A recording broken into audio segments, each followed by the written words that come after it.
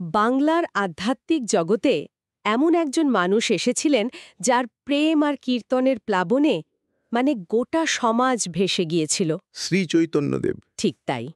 কিন্তু যার জীবনের শেষটা ডুবে আছে এক গভীর অন্ধকার রহস্যে। কিভাবে তিনি অদৃশ্য হয়ে গেলেন?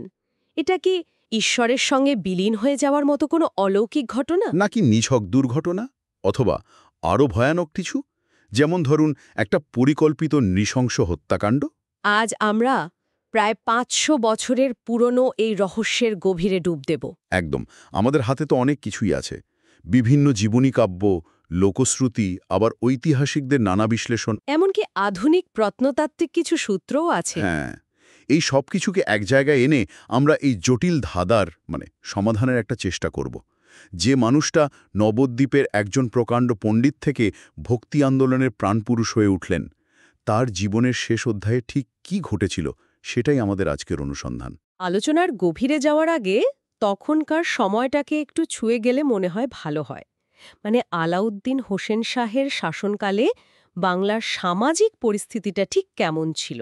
দেখুন, রাজনৈতিকভাবে হোসেন শাহের আমলে বাংলা কিন্তু বেশ শান্ত ছিল, কিন্তু সমাজের ভেতরে একটা অস্থিরতা কাজ করছিল। কি রকম অস্থিরতা? বৃন্দাবন দাসের বর্ণনা যদি দেখি, তিনি বলছেন সাধারণ মানুষ শাস্ত্রীয় ধর্মচর্চা থেকে দূরে সরে যাচ্ছে, তারা নানা লৌকিক দেবদেবীর পূজায় মগ্ন।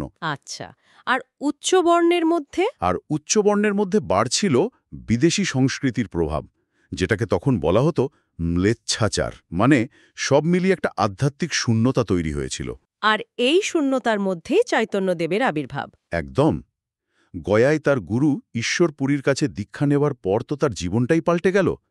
পাণ্ডিত্য ছেড়ে তিনি কৃষ্ণপ্রেমকেই জীবনের সার করলেন। আর তার সেই প্রেম শুধু নিজের মধ্যে আটকে ছিল না, তিনি তো জাতি ধর্ম নির্বিশেষে সকলকে নিয়ে পথে নামলেন, নগর সংকীর্তন শুরু করলেন। যা ছিল এক কথাই একটা সামাজিক বিপ্লব। তিনি ভক্তিকে শাস্ত্রের কঠিন হেসার থেকে বের করে সাধারণ মানুষের কাছে পৌঁছে দিয়েছিলেন। কিন্তু এটাই তো আশ্চর্য লাগে, যার জীবন এত আলোকময়, তার জীবনের শেষটা এত অন্ধকারে ঢাকা কেন? আর এই রহস্য উন্মোচনের চেষ্টাও যে কতটা বিপজ্জনক, তার প্রমাণ তো গবেষক ডক্টর জয়দেব মুখোপাধ্যায়ের রহস্যজনক হত্যাকাণ্ড। হ্যাঁ, ওই ঘটনাটা বুঝিয়ে দেয় যে আমরা কোনো সাধারণ ঐতিহাসিক আলোচনার মধ্যে নেই। ঠিক। তাহলে চলুন এই রহস্যের জট এক এক করে খোলা যাক। মানুষের মনে যে বিশ্বাসটা সবচেয়ে গেঁথে আছে, সেই অলৌকিক তত্ত্ব দিয়েই শুরু করি, কি বলেন? হ্যাঁ, সেটাই ভালো। সবচেয়ে প্রচলিত আর ভক্তদের মধ্যে জনপ্রিয় তত্ত্বটা হলো তিনি পুরীর জগন্নাথ বিগ্রহে বিলীন হয়ে গিয়েছিলেন। এই কথাটা কোথায় পাওয়া যায়? ঈশ্বর দাসের লেখা চৈতন্য ভাগবত আর কিছু উড়িয়া গ্রন্থে এই কাহিনীর উল্লেখ আছে। বলা হয়, এক বিকেলে ভাবাবিষ্ট অবস্থায় চৈতন্যদেব গর্ভগৃহে প্রবেশ করেন এবং জগন্নাথের মূর্তির সঙ্গে এক হয়ে যান। তারপর মন্দিরের দরজা খোলার পর তাকে আর খুঁজে পাওয়া যায়নি। কিন্তু ভাবার বিষয়, তাই না? এত বড় একটা অলৌকিক ঘটনা, অথচ তার সবচেয়ে কাছের অনুগামীরা, বৃন্দাবন দাস বা কৃষ্ণদাস কবিরাজ, তারা প্রায় নীরব। হ্যাঁ, তাদের লেখায় এর কোনো স্পষ্ট উল্লেখ নেই। এই নীরবতাটা কি প্রথম থেকেই একটা প্রশ্নচিহ্ন তৈরি করে না? এটা একটা খুব খুব গুরুত্বপূর্ণ পর্যবেক্ষণ। এই নীরবতার একটা সম্ভাব্য ব্যাখ্যা হতে পারে যে ভক্তদের কাছে চৈতন্যদেবের ঈশ্বরত্ব প্রতিষ্ঠা করাটা খুব জরুরি ছিল। আচ্ছা, তো ঈশ্বরের সঙ্গে সরাসরি বিলীন হয়ে যাওয়ার ধারণাটা সেই উদ্দেশ্যকেই পূরণ করে আর কি। জাগতিক কোনো মৃত্যুর বর্ণনা হয়তো তাদের কাছে মহাপ্রভুর মহিমাকে খাঁটো করে দিত, তাই হয়তো তারা একটা রহস্যময় আবরণ তৈরি করতে চেয়েছিলেন। বেশ। আচ্ছা, অলৌকিক তত্ত্ব তো আরও একটা আছে। কৃষ্ণদাস কবিরাজের চৈতন্য চরিতামৃতে সমুদ্রে হারিয়ে যাওয়ার একটা ইঙ্গিত তো রয়েছে। হ্যাঁ, সেই তত্ত্ব অনুযায়ী দিব্যন্মত্ত অবস্থায় শ্রী চৈতন্য যমুনা ভ্রমে পুরীর সমুদ্রের দিকে এগিয়ে যান এবং ঢেউয়ের গভীরে হারিয়ে যান। এই তথ্যটিও বেশ প্রচলিত। কিন্তু এর সঙ্গে একটা অদ্ভুত লোককথা জুড়ে আছে, যেটা ঘটনাটাকে আরও জটিল করে তোলে। ওই জেলের জালে তার দেহ পাওয়ার গল্পটা, তাই তো? হ্যাঁ, ঠিক। গল্পটা হলো, এক জেলের জালে চৈতন্যদেবের প্রায় 6.5 ফুট লম্বা অচেতন দেহ উঠে আসে। তারপর? খবর পেয়ে অনুগামীরা ছুটে আসেন এবং দীর্ঘক্ষণ ধরে তার কানে হরিনাম সংকীর্তন করতে থাকেন। বলা হয় এর ফলেই নাকি তার জ্ঞান ফিরে আসে। তাহলে তো এটা... হ্যাঁ, এই গল্প সত্যি হলে সমুদ্রের ডুবে যাওয়া তত্ত্বটা আর মৃত্যু পর্যন্ত পৌঁছায় না, বরং এটা একটা সাময়িক অচেতন অবস্থা বা নিয়ার ড্রনিং এক্সপিরিয়েন্সের দিকে ইঙ্গিত করে। অর্থাৎ অলৌকিক তত্ত্বগুলোর মধ্যেও নানা স্ববিরোধিতা আছে, আর সবচেয়ে বড় কথা, তার প্রধান জীবনীকাররা এ বিষয়ে আশ্চর্য রকম চুপ। একদম। বেশ, এবার অলৌকিকতার জগৎ থেকে বেরিয়ে একটু বাস্তবসম্মত ব্যাখ্যার দিকে এগোনো যাক। জয়ানন্দের চৈতন্য মঙ্গল কাব্যে তো একটা দুর্ঘটনার কথা স্পষ্ট লেখা আছে, তাই না? হ্যাঁ, জয়ানন্দই একমাত্র জীবনীকার যিনি তার মৃত্যুর একটা লৌকিক কারণ দেখানোর চেষ্টা করেছেন। তিনি লিখছেন, আষাঢ় বঞ্চিত রথ বিজয়া নাচিতে ইটালো বাজিল বাম পায়ে আচম্বিতে। মানে রথযাত্রার সময় নাচতে গিয়ে তার পায়ে একটা ইটের টুকরো। হ্যাঁ, বাঁ পায়ে একটা ইটের টুকরো বিঁধে যায় এবং গভীর ক্ষত তৈরি হয়। একটা সাধারণ ইটের আঘাত থেকে মৃত্যু। আজকের দিনে দাঁড়িয়ে শুনতে একটু অদ্ভুত লাগে। তখনকার চিকিৎসা ব্যবস্থা কি এতটাই অনুন্নত ছিল যে? প্রশ্নটা খুবই যুক্তিসঙ্গত। তবে আমাদের মনে রাখতে হবে সেটা ষোড়শ শতক। আজকের মতো অ্যান্টিবায়োটিক বা টিটেনাসের টিকা তো তখন ছিল না। তা ঠিক। জয়ানন্দ পরে লিখছেন, চরণে বেদনা বড় ষষ্ঠীর দিবসে সেই লক্ষ্যে টোটায় শয়ন অবশেষে। এই টোটা হলো টোটা গোপীনাথের মন্দির। চৈতন্যদেবের খুব প্রিয় জায়গা ছিল ওটা। অত্যন্ত প্রিয়। তিনি এখানে নিয়মিত ভজন করতেন, তাই এই স্থানটির উল্লেখ বেশ তাৎপর্যপূর্ণ। চিকিৎসকদের মতে ওই ক্ষত থেকে সেপ্টিসেমিয়া বা ধনুষ্টঙ্কারের মতো মারাত্মক সংক্রমণ হওয়া খুবই সম্ভব, যার পরিণতি ছিল মৃত্যু। তাহলে এই তত্ত্বটা তো অনেক বেশি যুক্তিসঙ্গত মনে হচ্ছে। কিন্তু যদি এটাই সত্যি হয়, তাহলে অন্য জীবনীকাররা এটা লিখলেন না কেন? একটা দুর্ঘটনাজনিত মৃত্যুকে লুকিয়ে রাখার কি কারণ থাকতে পারে? কারণটা হয়তো আগের মতোই। ভক্তদের কাছে তাদের ঈশ্বর চৈতন্যদেবের মৃত্যু কোনো সাধারণ মানুষের মতো আঘাতে বা রোগে হতে পারে না। এটা তার দেবত্বকে ক্ষুণ্ণ করে। আচ্ছা। তাই হয়তো জয়ানন্দের এই লৌকিক ব্যাখ্যাটিকে বাকিরা গ্রহণ করেননি বা ইচ্ছে করে এড়িয়ে গেছেন। তারা চেয়েছিলেন তার বিদায়টাও তার জীবনের মতোই অলৌকিক হোক।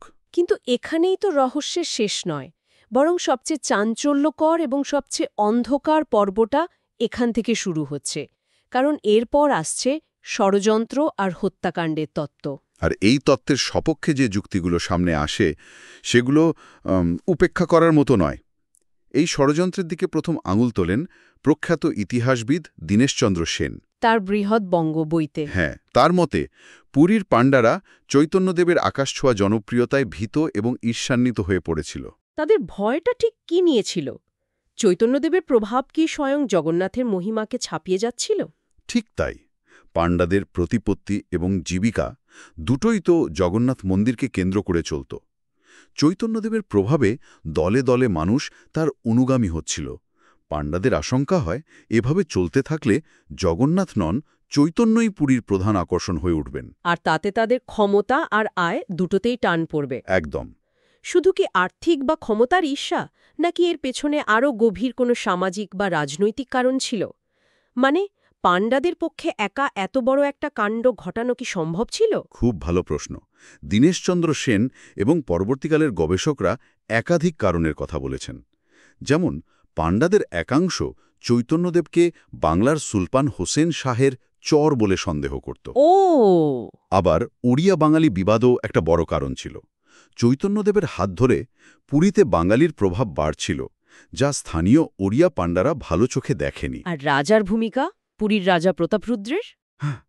সেটাও একটা বড় প্রশ্ন। একা পাণ্ডাদের পক্ষেই কাজ করা কঠিন ছিল। এর পেছনে রাজা প্রতাপরুদ্রের নীরব সম্মতি বা নিষ্ক্রিয়তা থাকার সম্ভাবনাও উড়িয়ে দেয়া যায় না। দীনেশচন্দ্র সেন তো সেই দিনের একটা সাংঘাতিক বিবরণ দিয়েছেন। মন্দিরের দরজা নাকি ঘণ্টার পর ঘণ্টা বন্ধ রাখা হয়েছিল। হ্যাঁ, তিনি লিখেছেন, সেদিন অর্থাৎ ১৪৫৫ শকাব্দে আষাঢ় মাসের শুক্লা সপ্তমী তিথিতে মন্দিরের দরজা দুপুর ৩টে থেকে রাত ৮টা পর্যন্ত বন্ধ ছিল। ৫ ঘণ্টা? হ্যাঁ, দরজা খোলার পর পাণ্ডারা প্রচার করে মহাপ্রভু জগন্নাথের দেহে লীন হয়ে গেছেন।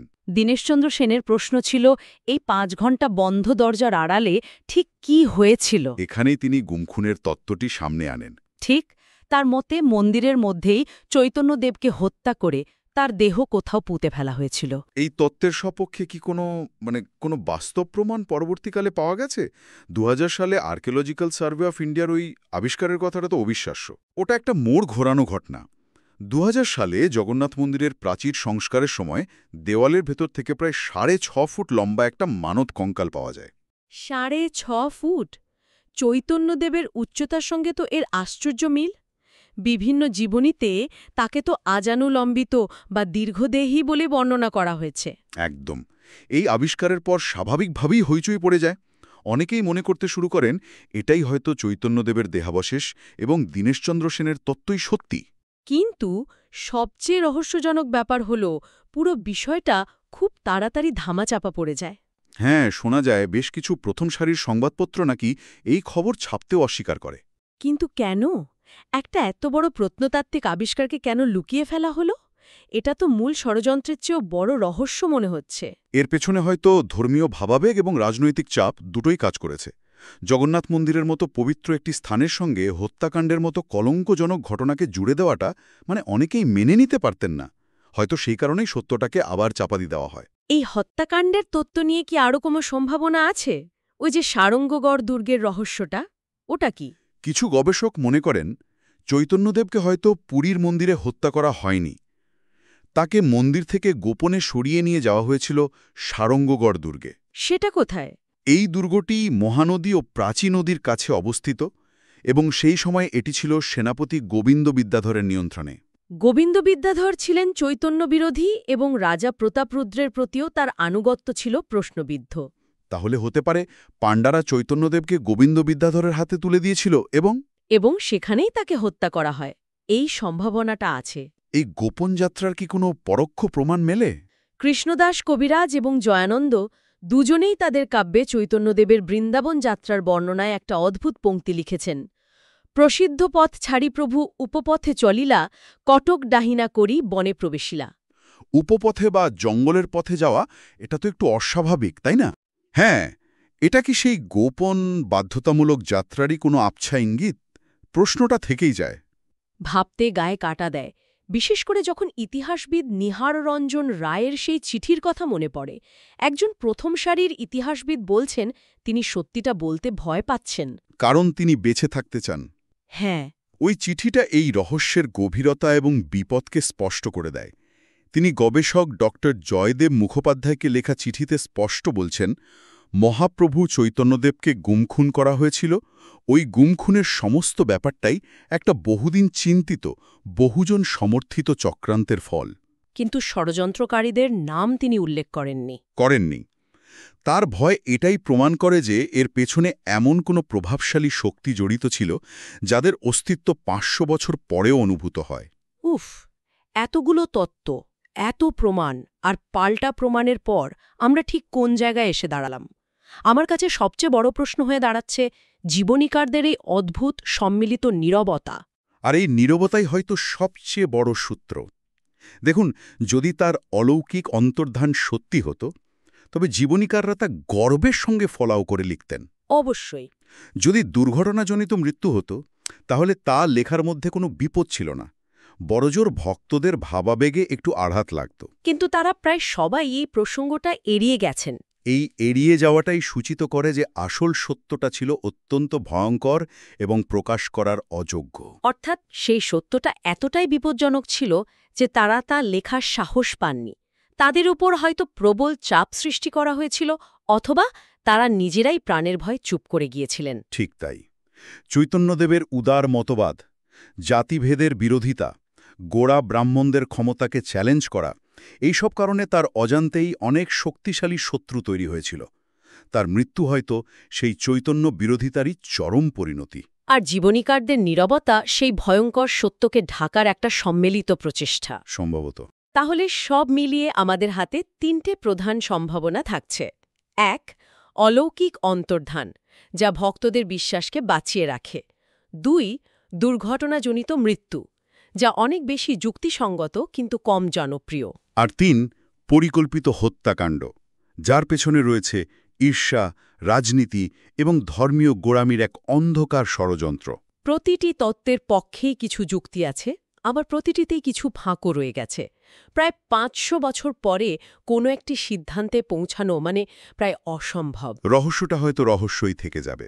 আলোচনাটা শেষ করার আগে একটা শেষ প্রশ্ন মাথায় আসছে। চৈতন্যদেবের জীবনীকারদের এই নীরবতাই হয়তো সবচেয়ে বড় প্রমাণ। কিন্তু প্রশ্ন হল, কোন সত্য এতটাই বিপজ্জনক ছিল যে তাকে শতাব্দীর পর শতাব্দী ধরে চাপা দিয়ে রাখতে হয়েছে? সেই সত্য যার জন্য হয়তো একালের একজন গবেষককেও প্রাণ দিতে হল। চৈতন্যদেবের অন্তর্ধানের আসল কাহিনী কি শুধু ইতিহাসের একটি বিতর্কিত অধ্যায়কে চ্যালেঞ্জ করে, নাকি তার নিজের হাতে তৈরি করা ভক্তি আন্দোলনের মূল ভিত্তিকেই নাড়িয়ে দেয়? এই প্রশ্নটা আমাদের ভাবনার জন্য রইল।